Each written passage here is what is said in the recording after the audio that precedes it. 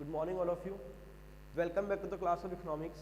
आज जो हमारा चैप्टर इकोनॉमिक रिफॉर्म्स, इसको हम वाइंड अप करने की कोशिश करेंगे और ये पूरा चैप्टर हमने 4 क्लासेस में कवर कर लिया है। तो आई होप आप लोगों ने पढ़ लिया होगा अभी तक का पूरा पार्ट। तो देखो, लास्ट क्लास में जो हमने टॉपिक पढ़ा था बेटा, वो टॉपिक पढ़ा था अपन ने achievements of new economic policy या अचीवमेंट्स ऑफ इकोनॉमिक रिफॉर्म्स। उसके बाद जो हमारा सेकेंड टॉपिक आता है बेटा, वो ही पढ़ना है बेटा demerits of new economic policy, या ऐसा बोलूं मैं डिसएडवांटेजेस, या मैं इसको ऐसा बोलूं लिमिटेशंस। तो आप कुछ भी टॉपिक आए कि सर जो नए इकोनॉमिक रिफॉर्म्स आए थे उसके अपन ने फायदे पढ़ लिए, उससे हमारी कंट्री को कुछ नुकसान भी हुए थे, that is called demerits of new economic policy 1991, या डिसएडवांटेजेस बोल लीजिए या लिमिटेशंस बोल लीजिए। सबसे पहले बात करते हैं, मुझे एक बात बताओ, जो हमारी न्यू इकोनॉमिक पॉलिसी आई थी उसके 3 एलिमेंट्स थे, क्या क्या? लिबरलाइजेशन, प्राइवेटाइजेशन और ग्लोबलाइजेशन। अब मैं तुमसे एक बहुत लॉजिकल क्वेश्चन पूछता हूँ, इंडिया कैसा इकोनॉमी है? Sir India is a agriculture based economy. कैसा इकोनॉमी है सर? Agriculture based economy. तो अगर हम बात करें एग्रीकल्चर बेस्ड इकोनॉमी की, तो अगर हम लोग न्यू इकोनॉमिक रिफॉर्म्स की बात करें तो यहाँ पर जो मेन फोकस था वो कहाँ पर था? सर वो था सेकेंडरी सेक्टर के ऊपर, या टर्जरी आप बोल लो। मतलब यहाँ पर सेकेंडरी और टर्जरी पे तो फोकस हुआ, लेकिन जो हमारा प्राइमरी सेक्टर था जिसमें हमारी कंट्री की major source of labour employed थी, उसको तो हमने निगलेक्ट कर दिया। मतलब न्यू इकोनॉमिक रिफॉर्म्स जो आए थे 1991 में, उसने सेकेंडरी सेक्टर और टर्जरी सेक्टर पे फोकस किया, लेकिन जो हमारी कंट्री का मेन सोर्स था दैट इज प्राइमरी सेक्टर, उसके लिए तो कोई पॉलिसी आई नहीं। तो सबसे पहला डिसएडवांटेज ही क्या था कि इन्होंने सर जो एग्रीकल्चर सेक्टर था उसको नेग्लेक्ट कर दिया। क्या कर दिया बच्चों? नेग्लेक्ट कर दिया, इससे वो डेवलप हो ही नहीं पाया। तो पहला disadvantage, neglected agriculture sector as new economic policy has special emphasis on industrial and IT sector। कि सर जो न्यू इकोनॉमिक पॉलिसी थी ना, उसका जो मेन फोकस था वो किस पे था? इंडस्ट्रियल और आईटी सेक्टर पे। इन्होंने जो हमारा एग्रीकल्चर सेक्टर था उसको तो नेग्लेक्ट ही कर दिया। तो मैं बात करता हूँ बेटा पहले डिसएडवांटेजेस की। नेग्लेक्टेड एग्रीकल्चर सेक्टर, तो ये पहला डिसएडवांटेज था कि हमारा जो एग्रीकल्चर सेक्टर था उसको हमने नेग्लेक्ट कर दिया, उसको हमने इग्नोर कर दिया। क्लियर? अब मुझे बताओ अब क्या हुआ? जैसे 3 सेक्टर लिखे मैंने, प्राइमरी, सेकेंडरी और टर्शियरी, इस पे फोकस किया, इस पे भी थोड़ा बहुत डेवलपमेंट हो गया, लेकिन इस पे इन्होंने फोकस ही नहीं किया। तो बताओ जो तीनों सेक्टर थे, प्राइमरी, सेकेंडरी और टर्शियरी, तीनों सेक्टर में जो ग्रोथ हुई वो बैलेंस्ड ग्रोथ हुई या अनबैलेंस्ड ग्रोथ हुई?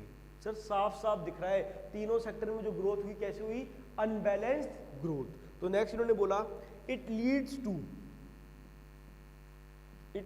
To unbalanced growth between the sector. It leads to unbalanced growth between the sector. कि सर जो तीनों सेक्टर थे उन तीनों सेक्टर में जो ग्रोथ हुई वो कैसी हुई बेटा? अनबैलेंस्ड। कैसी हुई सर? अनबैलेंस्ड।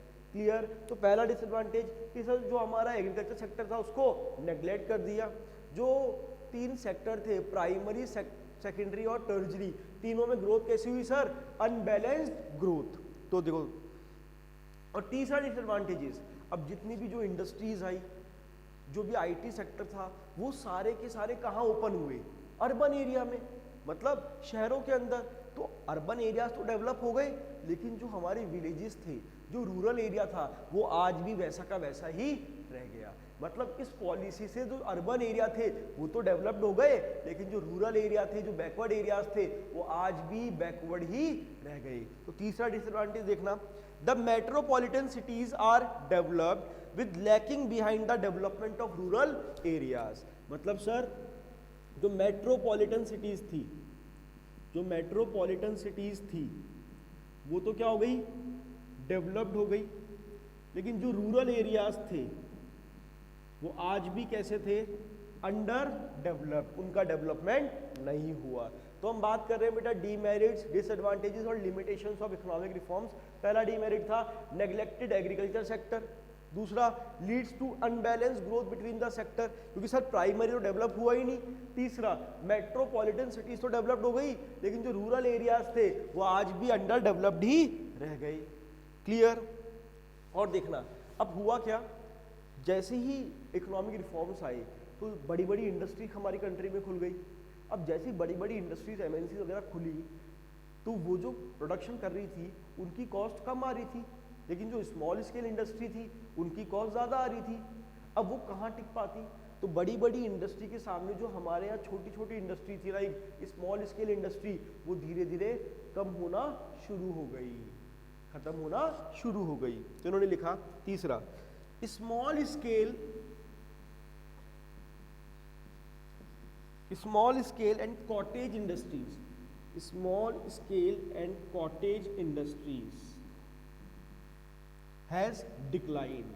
कि सर हमारी कंट्री में जो स्मॉल स्केल इंडस्ट्री थी और कॉटेज इंडस्ट्री थी वो डिक्लाइन होना शुरू हो गई। तो देखो small scale and cottage industries has declined because of increase in competition due to globalisation, क्योंकि सर कंपटीशन ही इतना ज़्यादा बढ़ गया ग्लोबलाइजेशन के कारण। तो एक टाइम आया जो स्मॉल स्केल इंडस्ट्रीज थी वो डिक्लाइन होना शुरू हो गई।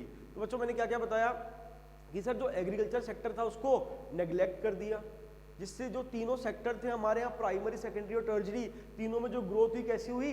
Unbalanced growth. मेट्रोपॉलिटन सिटीज तो डेवलप्ड हो गई, बट जो रूरल एरियाज थे वो आज भी कैसे थे? Under developed. और फोर्थ अपन ने क्या बताया कि sir small scale and cottage industries has been declined because of increase in competition due to globalisation. ठीक है, तो चारों डिसएडवांटेज आपको आए। फोर्थ अपन पढ़ते हैं बेटा। नेक्स्ट डिसएडवांटेज था fifth point, security of job has been decrease because of entry of FDI and MNC. तो लोगों की जो जॉब सिक्योरिटीज थी वो भी रिड्यूस हो गई। सर कैसे? क्योंकि सर जो भी हमारे यहाँ एमएनसीज खुली, एफडीआई खुली, उनकी डिमांड थी स्किल्ड लेबर की, तो हमारे यहाँ जो भी अनस्किल्ड लेबर थी उनकी जॉब्स भी चली गई। तो job security has been decrease because of entry of FDI and multinational companies. और लास्ट पॉइंट, जो गवर्नमेंट की डिसइन्वेस्टमेंट पॉलिसी थी। देखो डिसइन्वेस्टमेंट का मतलब क्या होता है? जब पब्लिक सेक्टर अपना शेयर प्राइवेट सेक्टर को सोल्ड कर देती है, दैट इज कॉल्ड डिसइन्वेस्टमेंट। अब सुनना ध्यान से, अब पब्लिक सेक्टर है, जो गवर्नमेंट कंपनीज है, वो काम कर रही थी बेटा सोशल वेलफेयर के लिए। जो प्राइवेट सेक्टर है वो काम करता है बेटा प्रॉफिट मैक्सिमाइजेशन के लिए। तो जो डिसइन्वेस्टमेंट हुआ ये हमारे लिए क्या था? अनफेवरेबल था। किसके लिए? लोगों के लिए। क्योंकि अब जो प्राइवेट सेक्टर था वो तो काम कर रहा था बेटा अपने प्रॉफिट मैक्सिमाइजेशन के लिए, उसको लोगों से मतलब ही नहीं था। उन्होंने यही लिखा, the disinvestment policy was also not favourable for the domestic sector. कि सर जो डिसइन्वेस्टमेंट पॉलिसी थी वो फेवरेबल नहीं थी, किसके लिए? डोमेस्टिक सेक्टर के लिए। तो आई होप सारे के सारे पॉइंट क्लियर हुए होंगे कि क्या क्या डिसएडवांटेजेस थे न्यू इकोनॉमिक पॉलिसी के, न्यू इकोनॉमिक रिफॉर्म्स के। तो मैंने पहले बताया कि सर जो एग्रीकल्चर सेक्टर था उसको हमने नेग्लेक्ट कर दिया, उससे तीनों सेक्टर में क्या हुई? Unbalanced growth. मेट्रोपॉलिटन सिटीज तो डेवलप्ड हो गई। फिर एक बार निकला जो स्मॉल स्केल और कॉटेज इंडस्ट्री थी वो भी डिक्लाइन हो गई, जॉब सिक्योरिटीज खत्म हो गई। डिसइन्वेस्टमेंट पॉलिसी जो थी हमारे लिए कैसी थी? अनफेवरेबल। और लास्ट पॉइंट आता है बेटा spread of consumerism.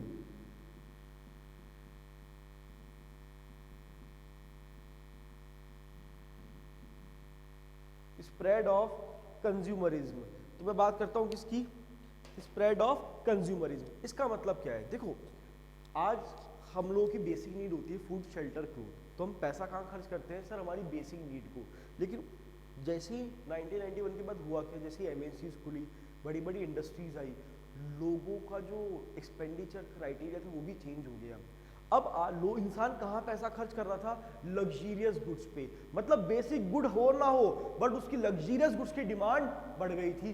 That is called spread of consumerism. दिखावी दुनिया, दिखावटी दुनिया। तो उन्होंने लिखा spread of consumerism, the promotion of the interest of consumers. The new economic policy has been encouraging a dangerous trend of consumerism by encouraging the production of luxurious and items of superior consumption. क्योंकि sir ये किसको encourage कर रहा था? Production of luxurious and items of superior consumption. Sir luxurious goods को और superior goods को promotion यहाँ पर हो रहा था। मतलब बेसिक गुड्स को तो भूल गए लोग, अब जो लग्जरियस गुड थे, सुपीरियर कंजम्पशन वाले गुड्स थे, उन पे ज्यादा लोग पैसा खर्च कर रहे थे। That is called spread of consumerism. तो ये मैंने बताया आपको बेटा डीमेरिट्स, डिसएडवांटेजेस और limitations of economic reforms 1991। I hope आपको सारे पॉइंट समझ में आए होंगे कि सर हमने एग्रीकल्चर सेक्टर को नेग्लेक्ट कर दिया, इससे तीनों सेक्टर में जो ग्रोथ भी कैसी हुई, अनबैलेंस ग्रोथ। मेट्रोपॉलिटन सिटीज तो डेवलप्ड हो गई but rural areas are be lag कर रहे थे। स्मॉल स्केल इंडस्ट्रीज भी डिक्लाइन हो गई, लोगों की जॉब सिक्योरिटीज रिड्यूस हो गई। दिस इन्वेस्टमेंट पॉलिसी हमारे लिए फेवरेबल नहीं थी। और एक था बेटा spread of consumerism, the promotion of interest of the consumers. Luxurious goods पे ज्यादा पैसा खर्च कर रहे थे और बेसिक पे कम। अब नेक्स्ट टॉपिक आता है बेटा WTO, that is called World Trade Organisation. मैं बताऊं WTO से पहले कौन हमारे यहाँ काम कर रहा था? तो बिफोर WTO कौन था बेटा? गेट। कौन था? गेट। ध्यान रखना, GATT, that is general agreement of tariff and trade. तो before WTO GATT was establish in the year 1948। तो गेट कब स्टेब्लिश हुआ था बेटा? इन द ईयर, याद रखना 1 मार्क क्वेश्चन है MCQ का। तो GATT was establish under in the year 1948 with 23 countries as the global trade organization। तो देखो WTO से पहले हमारे यहाँ गेट काम कर रहा था इन the year 1948 with 23 countries as the global trade organization। और इसका मेन काम क्या था? टू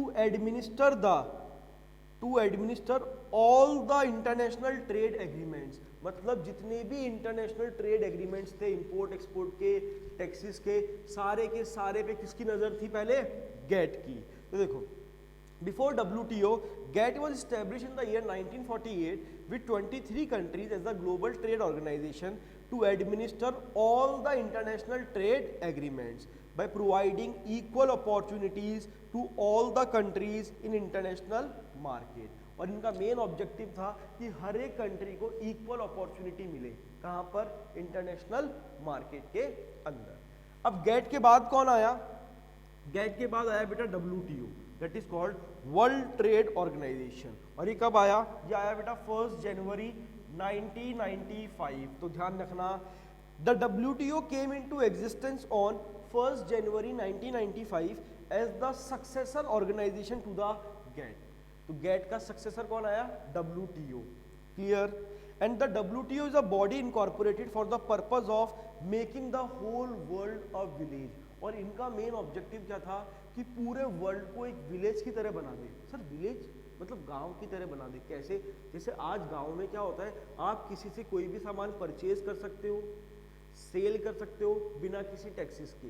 मतलब ऐसा ही होता है, किसी से भी खरीद सकते हो, किसी को भी बेच सकते हो। तो इनका भी यही ऑब्जेक्टिव था कि सबको एक क्या बना दे, पूरी वर्ल्ड इकोनॉमी को एक विलेज की तरह क्रिएट कर दे, जिससे कोई भी कंट्री किसी भी कंट्री से कोई भी कमोडिटी परचेज कर सके और उसको सोल्ड कर सके। तो लिखा the WTO is the body incorporated for the purpose of making the whole world a village where in goods and services can flow without any undue barriers. मतलब जहां पे गुड्स एंड सर्विसेज बिना किसी रुकावट के हम खरीद सके और बेच सके। क्लियर? अब 1 मार्क क्वेश्चन है कुछ। जो WTO का हेडक्वार्टर है वो कहां पर है? देखना, the headquarter of WTO is located in Geneva. कहां पर है बेटा? जेनेवा। और ये कहां पड़ता है? स्विट्जरलैंड के अंदर। ध्यान रखना 1 मार्क क्वेश्चन। 1948 में गेट आया था, WTO आया था जनवरी 1995। हेडक्वार्टर कहां पर है इसका? जेनेवा।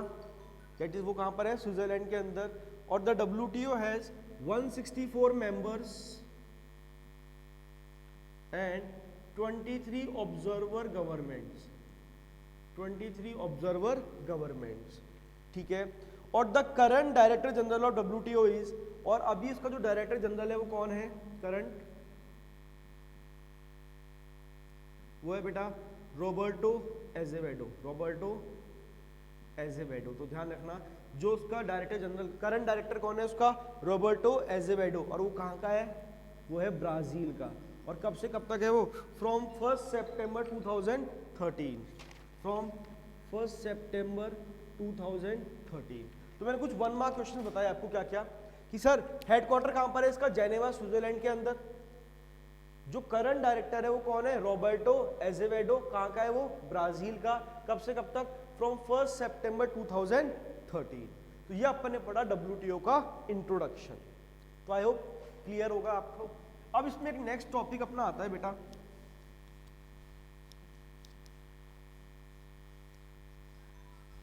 जो नेक्स्ट टॉपिक अपना आता है वो आता है बेटा role and functions of WTO, role and functions of WTO।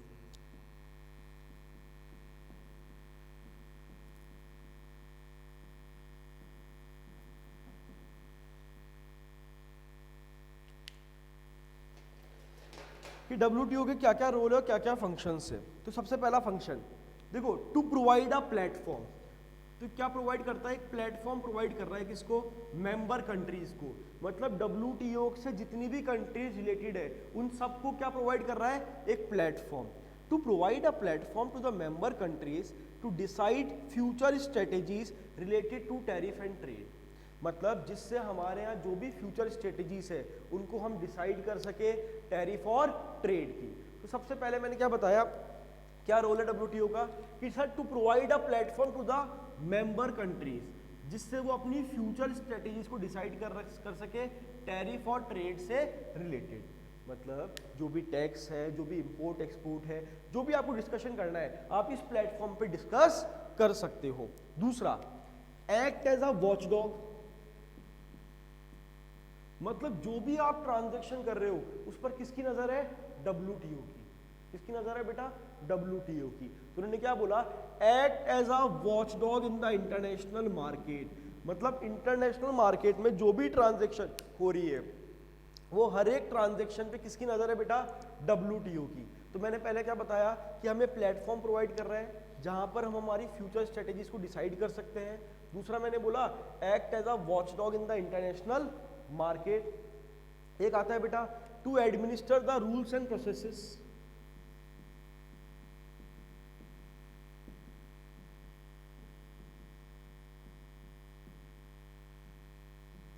मतलब सर जो भी रूल्स एंड रेगुलेशंस बनाए गए हैं ट्रेड करने के लिए वो के सारे कौन एडमिनिस्टर करता है बेटा, WTO। तो देखो पहला पॉइंट, सर प्लेटफॉर्म प्रोवाइड कर रहा है जहां पर हम हमारी फ्यूचर स्ट्रेटेजी को डिसाइड कर सकते हैं। एक्ट एज अ वॉचडॉग, हर एक ट्रांजैक्शन पे इसकी नजर है। जितने भी रूल्स एंड रेगुलेशन बनाए गए हैं वो कौन फ्रेम कर रहा है बेटा, WTO। To administer the rules and processes related to the dispute settlement. Next आता है बेटा टू प्रोवाइड फाइनेंशियल असिस्टेंस। मतलब जो भी मेंबर कंट्री है WTO की, अगर उनको फाइनेंशियल हेल्प चाहिए तो वो भी WTO प्रोवाइड करवाता है।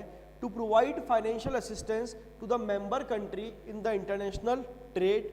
एक इन्होंने बोला to facilitate international trade, to facilitate international trade. मतलब सर जो इंटरनेशनल ट्रेड है इंपोर्ट एक्सपोर्ट की वो भी कौन फैसिलिटेट करवा रहा है बेटा, WTO। एक बोला always tries to remove tariff barrier. WTO की हमेशा कोशिश रहती है कि जो भी आपने टैरिफ लगा रखा है, इंपोर्ट ड्यूटी एक्सपोर्ट ड्यूटी, इसको ये रिमूव करने की कोशिश करता है जिससे पूरा वर्ल्ड एक दूसरे से ट्रांजैक्शन कर सके। और last, act as a forum for trade negotiation. अगर आपको ट्रेड में नेगोशिएट करना है, बार्गेन करना है, तो आप WTO के प्लेटफॉर्म पे नेगोशिएट कर सकते हो। तो लास्ट के 4 फंक्शंस तो बहुत ज़्यादा इजी थे। तो मैं शुरू से रिकॉल कराता हूँ आपको, अपन ने क्या पढ़ा। व्हाट इज द रोल और फंक्शंस ऑफ WTO। सबसे पहले बताया सर ये प्लेटफॉर्म प्रोवाइड करवाता है फ्यूचर स्ट्रेटेजीज को हम डिसाइड कर सके टैरिफ और ट्रेड की। दूसरा इन्होंने बोला it act as a watchdog in the international market, कि हर एक ट्रांजैक्शन पे इनकी नजर है।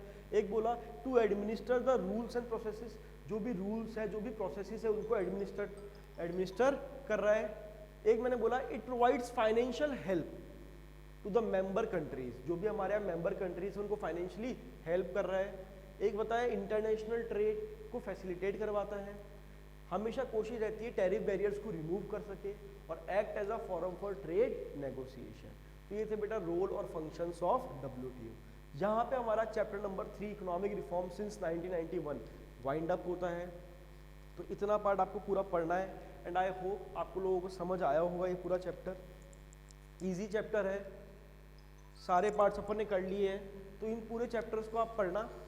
उसके बाद अपन नेक्स्ट क्लास में नेक्स्ट टॉपिक स्टार्ट करेंगे। इंडियन इकोनॉमी डेवलपमेंट अपनी पूरी खत्म हो गई है, 1 2 लेकर इंडिया चाइना पाकिस्तान अपन सारे चैप्टर्स कवर कर लिए हैं। मैक्रो इकोनॉमिक्स में अपना एक तो बचा है फॉरेन एक्सचेंज, 1 या 2 क्लास का चैप्टर है, और एक बचा है ADAS, aggregate demand and aggregate supply. हमारी कोशिश रहेगी उस चैप्टर को ख़त्म हम जल्दी से जल्दी कर दें। उसके बाद आपके जो भी डाउट्स वगैरह हैं वो सारे के सारे लेंगे, कोशिश करो उसको पढ़ने की। PDF आप लोग मुझसे मंगा सकते हो। Thank you all of you, have a good day.